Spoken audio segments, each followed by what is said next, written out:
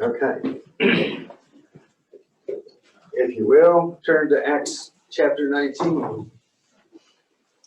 We're going to talk about Demetrius. For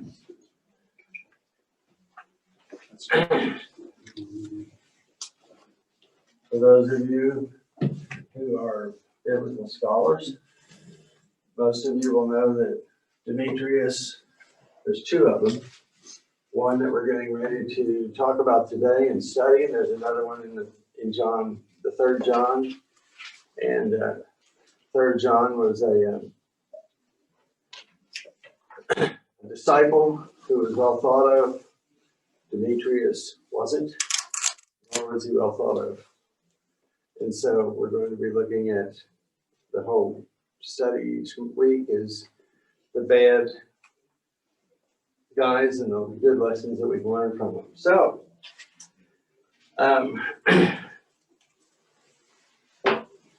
in Acts 19, at the beginning,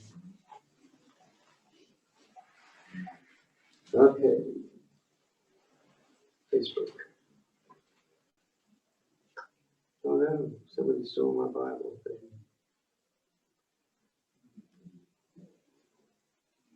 If you look at the first, tell me in your first part of your,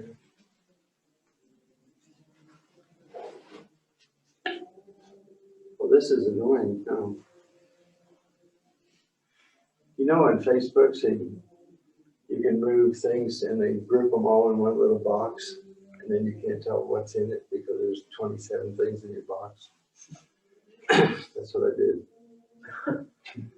did. Between that thing, which doesn't function the way it does in my office, and this thing, I am the poster child for don't ever become your adult. You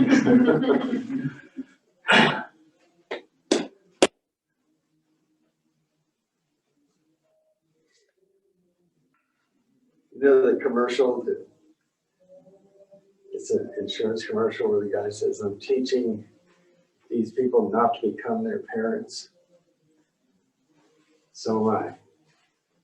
So, I apologize. I wanted to point out, we won't read this at all, but in the first part of this chapter, we're looking at what's happening about Paul, and he's talking about the influence that they had. In verse 8, it says he went to the synagogue and he spoke boldly there in the space of 3 months about things concerning the kingdom of God. And it talks about people who were being taught and God working miracles in the hands of Paul.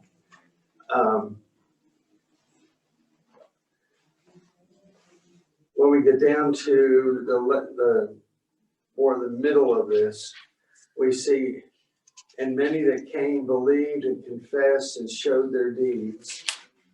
And so mightily grew the word of God and prevailed. And after these things were ended, Paul purposed in the Spirit when he had passed through Macedonia and Achaia to go to Jerusalem, saying, after I have been there, I must also see Rome. And so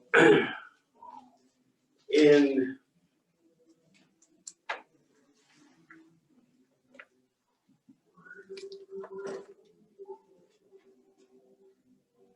that introduction, we see that a lot of good was being done, and Paul and other disciples were having an impact in the city and throughout all of Asia. And we reach a point in verse 24. I'm going to take that back. In verse 23 is where we're going to start reading 23 through the end of the chapter. Again.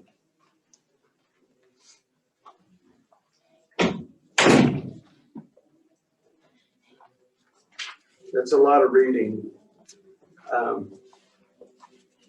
somebody read like 23 through 30 for me? Then we'll get somebody else to read.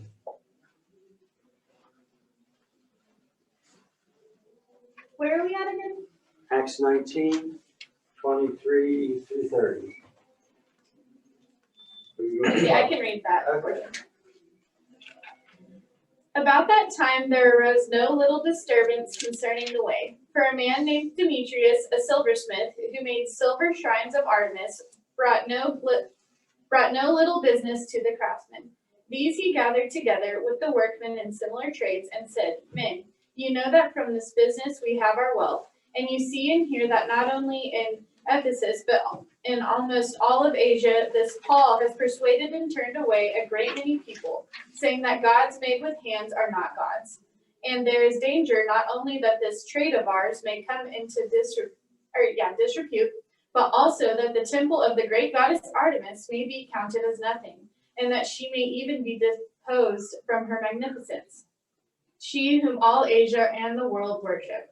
When they heard this, they were enraged and were crying out, Great is Artemis of the Ephesians. So the city was filled with the confusion, and they rushed together into the theater, dragging with them Gaius and Aristarchus, Macedonians who were Paul's companions in travel. But when Paul wished to go in among the crowd, the disciples would not let him. Okay. Anybody want to try the 31 through the end? Even some of the officials of the province, friends of Paul, sent him a message begging him not to venture into the theater. The assembly was in confusion. Some were shouting one thing, some another. Most of the people did not even know they were there. The Jews in the crowd pushed Alexander to the front and they shouted instructions to him. He motioned for silence in order to make defense before the people. But when they realized he was a Jew, they all shouted in unison for about 2 hours, Great is Artemis of the Ephesians. The city clerk quieted the crowd and said, Fellow Ephesians, doesn't all the world know the city of Ephesus is the guardian of the temple of the great Artemis and of her image which fell from heaven? Therefore, since these facts are undeniable, you ought to calm down and not do anything rash. You have brought these men here, though they have neither robbed temples nor blasphemed our goddess. If then Demetrius and his fellow craftsmen have a grievance against anybody, the courts are open and there are proconsuls. They can press charges. If there is anything further you want to bring up, it must be settled in a legal assembly. As it is, we are in danger of being charged with rioting because of what happened today. In that case, we would not be able to account for this commotion, since there is no reason for it. After he had said this, he dismissed the assembly.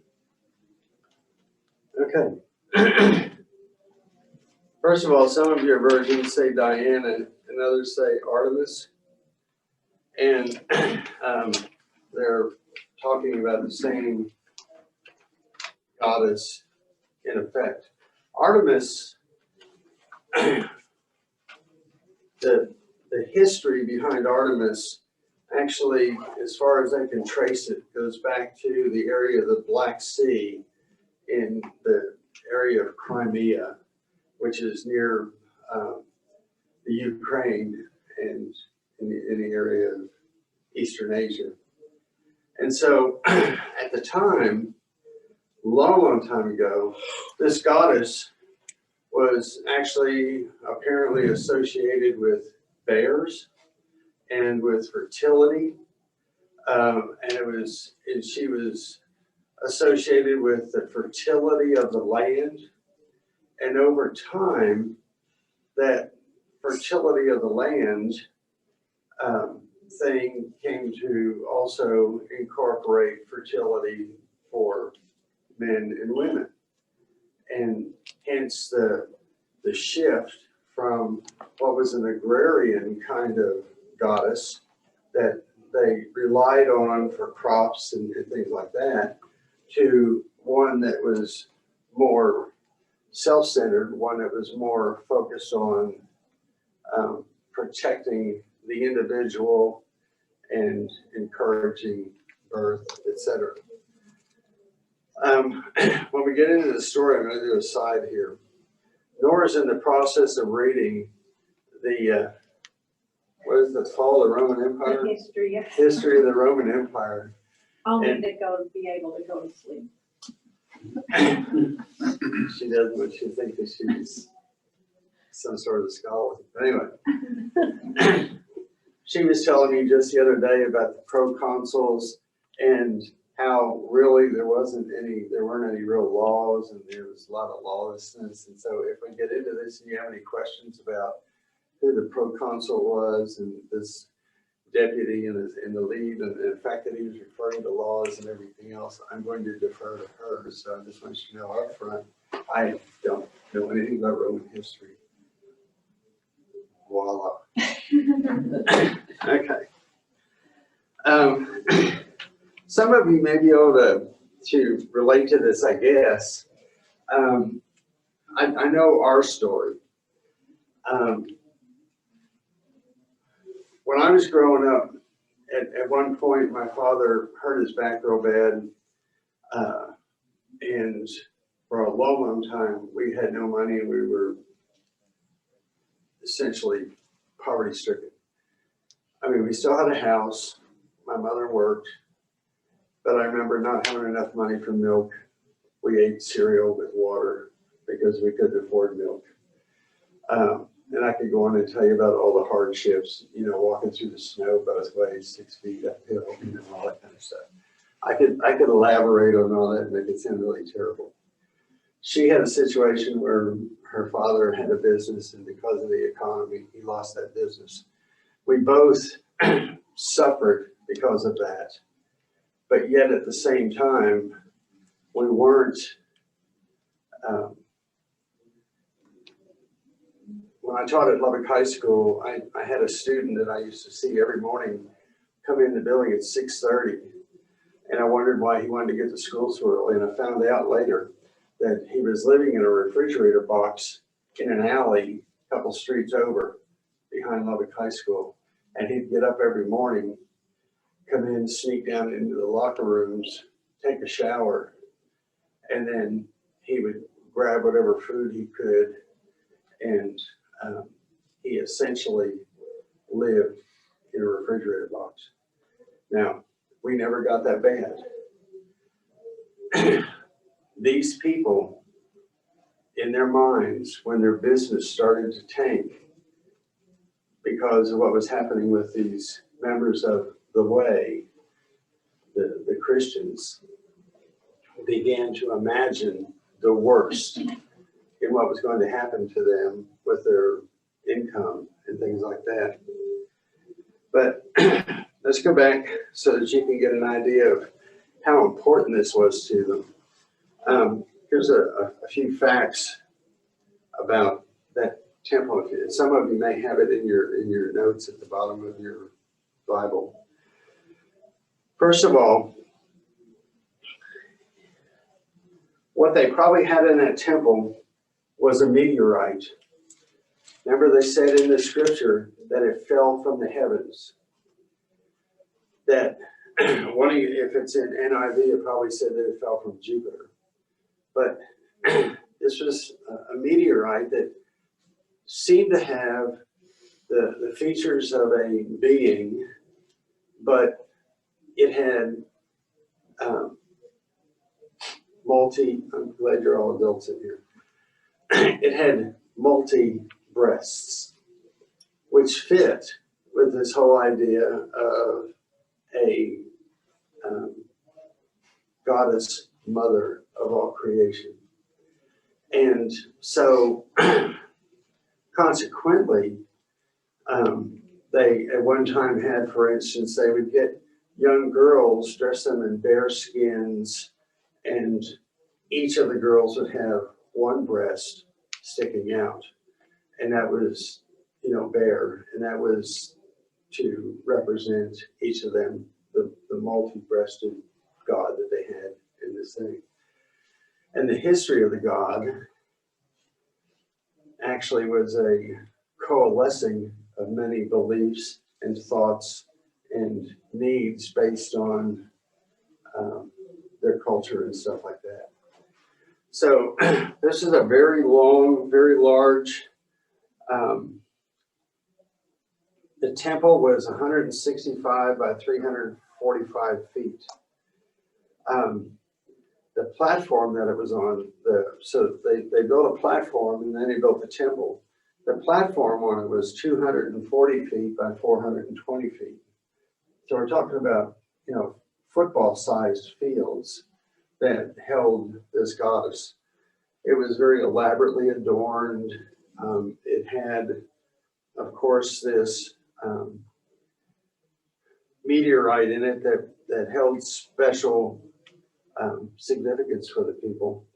And what was most important was that the city itself was then deemed the warden or the keeper of this goddess, much like the Christians believed, or the Jews believed, that they had the Ark of the Covenant. And so discussing things with them would not have been that difficult. And that was going on. That's what was going on earlier in the chapter. Paul was having these discussions with people, talking about their beliefs, listening to the people, answering questions, and there was a lot of teaching going on. Because I'm going to make a point later in the chapter, I'm going to stop right now. The elders have been working on this, and Dale and the ministers, and we're getting ready to try and get this congregation to get back to really the same kind of thing that was happening with Paul here in the Acts, discipling. And we have a little vision statement that's going to be the basis for what we're doing with all that. And that vision statement is disciple, and it's going to say, know God, love God, glorify God. And what we want to do is get people to know God. Not just people on the street that maybe for sure have never known God, but to get all of us to have a more intimate walk with God, to know God. But that's what we want to try and develop, that understanding of who He is. And then to love God. That loving God is going to be how we change our lives. Think back to this story. What was the deputy or the man who came out, what was his defense of these people, of the two Macedonians? What did he say? Did they break any laws? No. Did they denigrate Diana or their God? No. Were there any other things about them that he said? They didn't rob, blaspheme. They didn't rob. So in other words, these people had a good reputation. And that's what we want our congregation, it was a good reputation. We're not the hypocrites. We're not the ones who steal or rob or lie or cheat or do any of those other things. We're the ones who reach out into the community like the way, and we share and we love. And then finally, the end of that, of course, would be all that we do for what reason? To glorify God. And so we're gonna try and get us all to start thinking like first century Christians. What was our goal? What did Jesus tell the disciples to go out and do? And that's what yeah. We should be go out and making disciples. We should be the ones who are drawing people to us because of what they see. And that's going to be part of our goal. And that's what was happening here with in Acts. I told you the story about us, my wife and I, and probably some of you having nothing and thinking, oh, how terrible it is. And yet God really was still there. And while we fret about that, and that's what caused Demetrius to get these men in a frenzy. I hesitate talking about this in some ways because I really don't want to go into recent past political history, but how easy is it to get people into a frenzy, into a riot? Now, what are the pinnings? What are the underlying things that people use to, what did he use to get people to riot? Things that are important for them. For things that are important for them?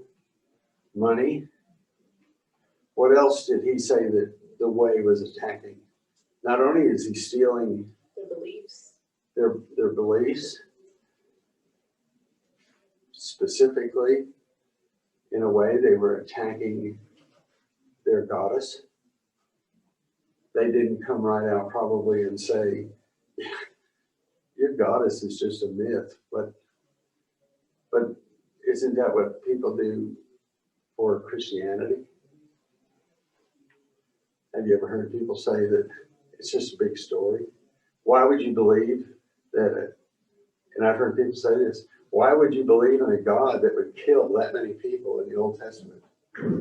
Why would you believe in a God that would let babies die? Why, and they want to de-God,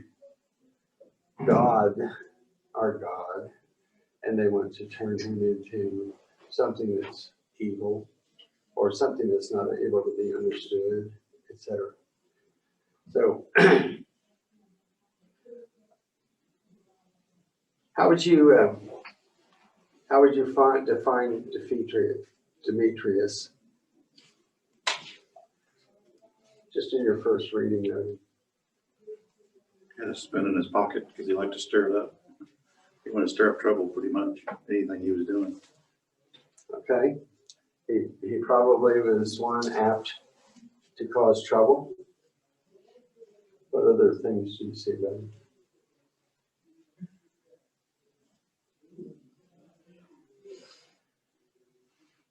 I would say he's just aware, like he could see the writing on the wall that people were starting to turn this other way, and that did affect his business. So, I mean, I'm sure he was kind of cunning, but also he was like, this is my livelihood, and so I'm going to do something about it. So he knew how to influence people and get them to turn on this way so that his business wouldn't be lost.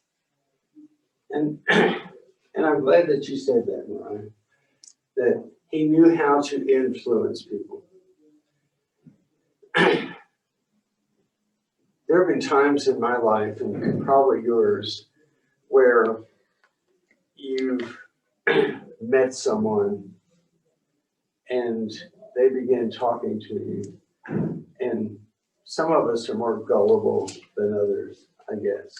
Some of us are more apt to be turned.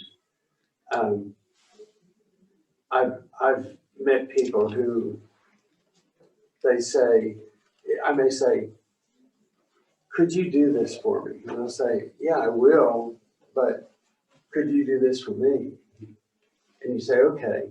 And then you do that thing for them. And then they say, well, I can't do that anymore. And you get sucked into doing something for them when in fact you needed something done for you.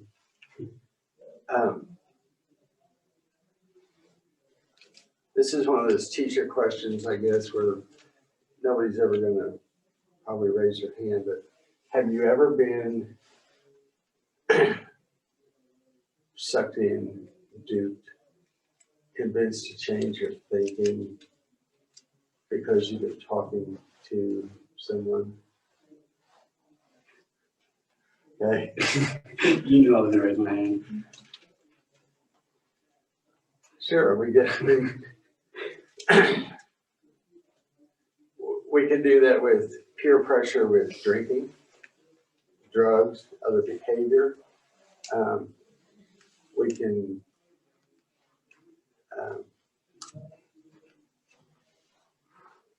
You can do it in beliefs, and I'm a teacher, so I'm gonna say this, you can do it with beliefs in the school system, where you should think one way that the school system wants you to think, instead of trying to do what you know is right. like I said, I hesitate because there's so much going on in our world today, but what show were we were watching? I don't know. FBI show, every show we watch on TV, FBI show, Blue Bloods, any show we watch now, it's about common, ordinary people. And we've watched Friends do this. They stumble across a website and they see a picture. And so they click on it. And then there's other links that are attached to it. And they click on those. And as they dwell on this, and as they dig deeper into it, it takes them into a much darker space. And they go from, excuse me, I'm not trying to be political. I'm not. I'll just use the other thing. I don't like Trump tweeting this stuff, or I don't like the Democrats saying this stuff. And so they find somebody on either side of that deal and they start listening to them. And in a little while, everybody says, well, they drank the Kool-Aid. They bought into it, hook, line, and sinker. Now they've been radicalized. And that's kind of what happened here. I'm not even sure all the other silversmiths and all the other people who were selling their trinkets might have even given it a second thought had he not spoke up and made all his comments. Hey, Bill, Yes. you make a great point. So just to add to it, because I was thinking about, because yesterday at work, we stumbled over a video and this guy was at the mall and asked two young ladies who fought in the Civil War. But one of them said Donald Trump, the other one said Biden. And I was like, you gotta be kidding me. So I asked some of the younger guys at work who fought in the Civil War and they couldn't answer it. And I'm like, what's going on? Why I say that is because I think that some of this, he took some advantage of his authority, his knowledge, and he used it towards his agenda. I really felt like he kind of fluffed it up with they're going to take away our religion. They're going to take away our way of life. But really, I think they're going to take away my money. and that's why he was kind of the way he was. So like you say, these rabbit holes that we get sucked into in social media sometimes is there's an agenda there that sometimes if we don't know what the truth is, or we don't stand for what the truth is, that we will get sucked into and not know who fought in the Civil War. And what's amazing is that he created that riot without TV, radio, social media, but he was able to. Yeah. I just find it interesting that he has a trade where he's good at making things with his hands. He's a silversmith. Like, he can make more than one thing. Right. But he gets so gung-ho on this one thing. And it's like, because this is where majority of my sales come from. Yeah, it's like you could make other things. You could do other things. But this is where he decided that you needed to, this is it. If I can't make this, I can't live. It's like, and I'm pretty sure that the other silversmiths were probably doing other things too, and not just that, but it's like. Yeah, he wasn't thinking very broadly. And then before you go on, I think I read somewhere, but that temple was full of prostitutes. It was a very sexual religion. You're not gonna tell me he should have been a pimp. What? Oh, mercy. I'm just saying, that temple, was not what we call church. And so him making those probably brought to mind a little more than, Yeah. godly things. And that's maybe why they were so popular, but he probably made the majority of his money that way. Yeah, why? And I have to go along with him, Mariah said, I wouldn't want to lose, if I had a business, we've seen it in Lubbock. We feel so sorry for these small businesses and even restaurants that have had to close because they had no customer. I can imagine how they must feel. So I'm not siding with the Demetrius, but I want to understand where he was coming from. And I think one of the keys too is that it's one thing to be upset with this. It's another thing that you allude to is, what was next on this agenda? Instead of saying, how can I recover from this? How can I adjust? This isn't a fact, so how do I adjust from this? But his whole next thing was, how can I foment a riot? How can I get people to riot? He wanted to cleanse the area of these Christians. He wanted to get rid of the Christians. And that would be one way to do it. Either legally or kill them. Now, of course, we saw that Paul wanted to go into and talk to the people and defend the way. And he wanted to go out and talk to them. But his disciples and the people who are familiar with the area wouldn't let him do it. And there's probably a lesson there too for us.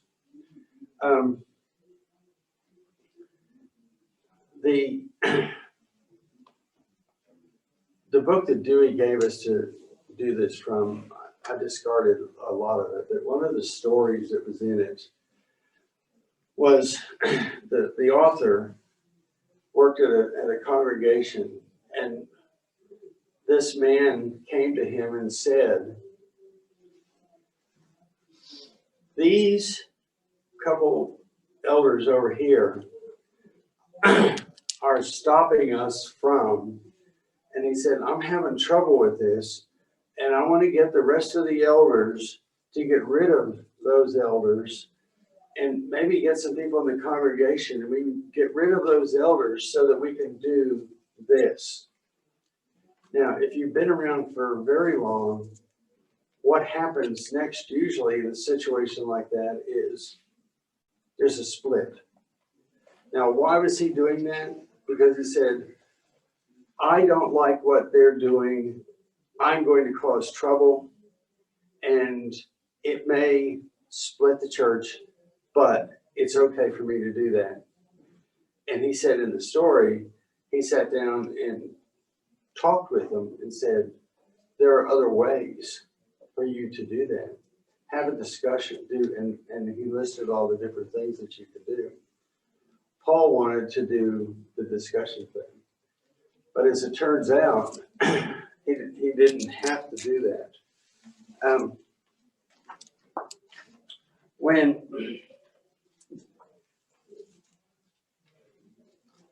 in 2 Corinthians, Paul wrote, for we do not want you to be unaware, brethren, of our affliction which came to us in Asia, that we were burdened excessively beyond our strength, so that we despaired even of life. Indeed, we had the sentence of death within ourselves, so that we would not trust in ourselves, but in God who raises the dead, who delivered us from such great a peril of death, and will deliver us, he on whom we have set our hope. So, he knew, and he alluded to it later in another letter, that this was a dangerous thing. And his disciples, his brethren, the people that were in the way at that place, protected him. And I think that's one of the key things, and it plays into this vision that we're going to work toward in the next year or so, that we should be caring for our brothers and sisters. If I see one of you doing something where you're going astray and you're doing something that's going to hurt yourself, whether it be spiritually, physically, financially, if I see you doing something, especially if you're doing something that's sinful, if I find out that Jared has decided that he's going to start taking all his money and he's going to invest them in dollar bills with those ladies at that club over on, if I find out that he's doing things to cheat on Eden, I have an obligation as a fellow Christian to protect him and to come and talk to him. And What if you don't listen, even though the whole church hasn't went and talked to him? You kick him out of the church? That's a tough question. that is a tough question. Not forever, right? But right. Now, biblically, Yeah. that's what we're told to do. And the Bible tells us we should do that. And again, But not forever, not right? forever. Because they might die. You want them to repent and come back. And so, I like you. I like your teaching, bro. well, anyway, but yeah. Anyways, I'm struggling, so y'all know that. But we are supposed to love. Boy, that went very quickly. If I know we need to go, but if you were to pull, I mentioned some, but if you were to pull any lessons from this, what might you pull from?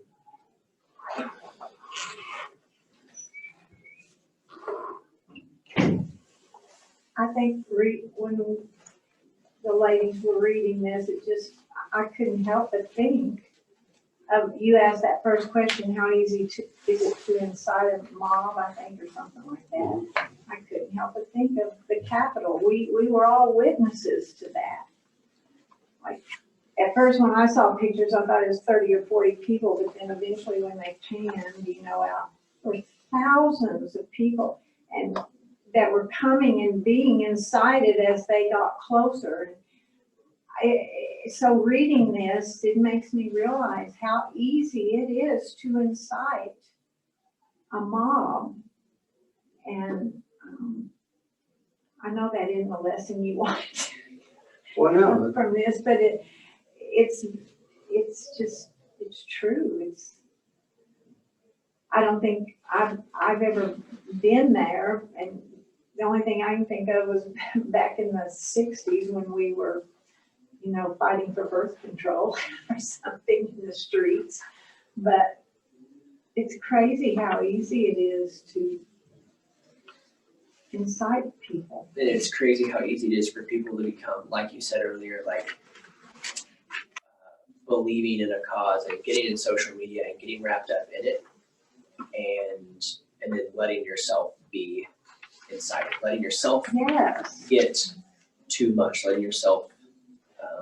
I have watched it on social media with some people I call friends, and I look at what they put and I go, wow, where did that come from? But I know that you're right.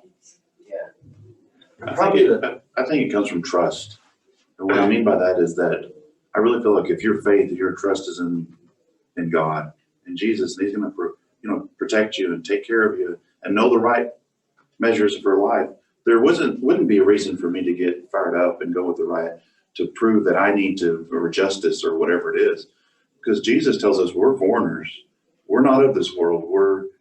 We should be a part of this world, but not of we're of the world, but be a part of the world. And so I feel like if we get caught up in all this stuff, sometimes it becomes selfish, but we're here to be proclaimers of Christ. We're supposed to be here as ambassadors for him. And if we're ambassadors for a different cause, there wouldn't be a reason for us to get fired up and do it. It wouldn't be a reason to go slam chairs inside of Seattle or burn cars down Lubbock for us almost winning a championship. We're going to the White House and Yeah. storming or whatever. Right. There wouldn't be if your full trust is in that, there's no reason to get caught up in that. Is that's how I take away from this, is that there's more That's to it. exactly the main point that I was getting ready to say.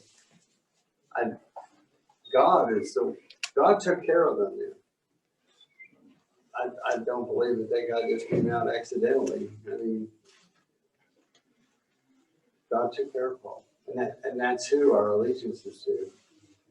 At the risk of belaboring this way too long, I'm old enough.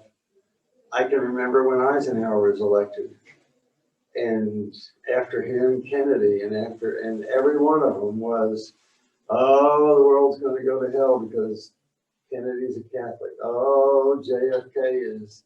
Oh, Lyndon Johnson is. Oh, Nixon. Oh, the world's going, and I'm 73. I'm still here. God's still taking care of me. And it doesn't matter what they're all doing because God's in control. And I think that's probably the lesson in all that. I've learned to blow all that off. Any other comments? You were going to say you remember him being at that riot down there on Broadway when the car was burned? I was gonna sacrifice all the lime scooters. Oh, Oh, yeah, they're burning all the scooters and. well, that might have been deserved. Okay, I appreciate it. Appreciate your comments and appreciate you reading. And if you want to discuss really more deeply into the history of the Roman culture there, It's only to go to sleep. but you still learn every night. I'm learning things that. And I get lessons the next day. You know what I read last night? Thank you. Appreciate it.